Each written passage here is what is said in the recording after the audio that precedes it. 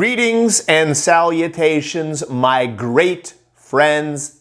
Let's get out of the Porta Potty with part 4, Stories That Changed My Life. Man, this one really changed my life. So here it is, Leonardo da Vinci. Most know Leonardo as a great painter, but he was also a great philosopher. He was a great inventor. He was really just a great mind in general. Most everyone knows kind of his most famous work is Mona Lisa. But today, this story is about the Last Supper. The Last Supper. He was kind of a genius, and he approached this work differently. And what he wanted to do was he wanted to find live action models to pose as the characters that were in the Last Supper. So, week number 1, he is at the cathedral and he hears this beautiful singing voice, and he looks around for the beautiful singing voice and he sees this young man, just vibrant, charismatic, energetic, everything he kind of imagined Jesus to be. So after Mass was over, he walked up to the young man and said, "Hey," and I don't really know this is how it went, but I'm just imagining. He said, "Hey, Leo da Vinci here. I'd paint this little painting. It's called the Last Supper. It will be a masterpiece.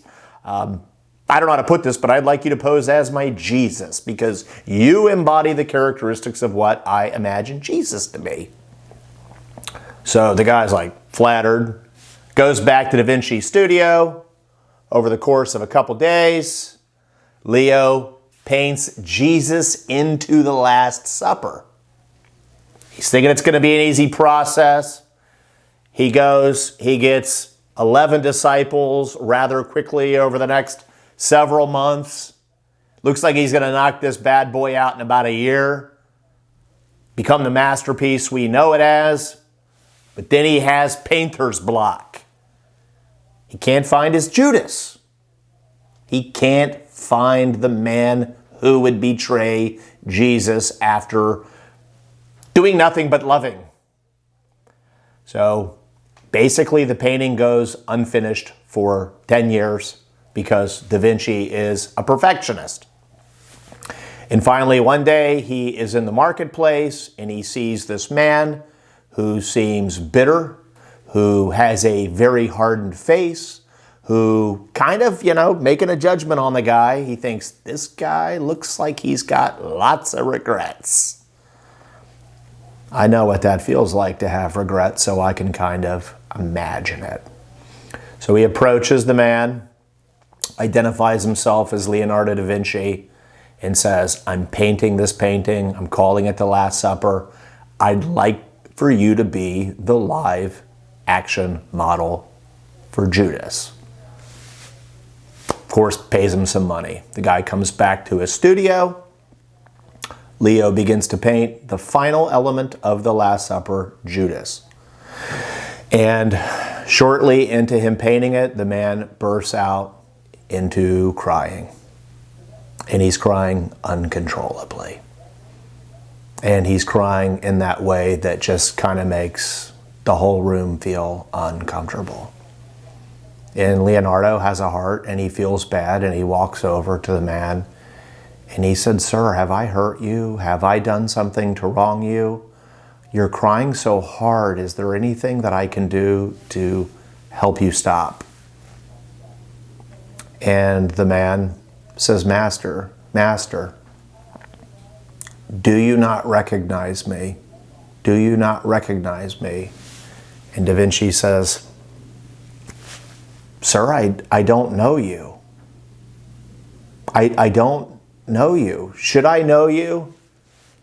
And as the man wipes his tears away, he said, "Many years ago, I posed in this same photo for you, the same painting, and you painted me as Jesus. And I haven't made the best decisions over the last decade And now you're asking to paint me into the photo as the man who betrayed Jesus.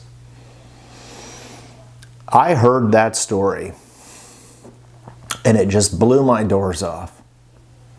And it blew my doors off for a variety of reasons. The first of which is that every day in our lives, we've got hundreds upon thousands of choices that we can make. We have 60,000 thoughts that go through our head. And we've got that loving piece of us that's giving, that's serving.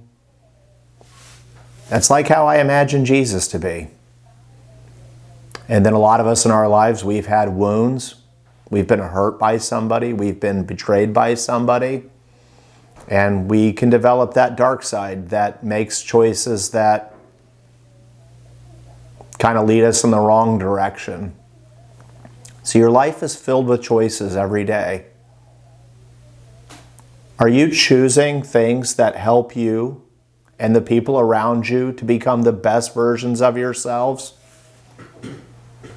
Or are you making choices that create regret, that create wounds, that create a hardened heart, and leading you into not such a happy place?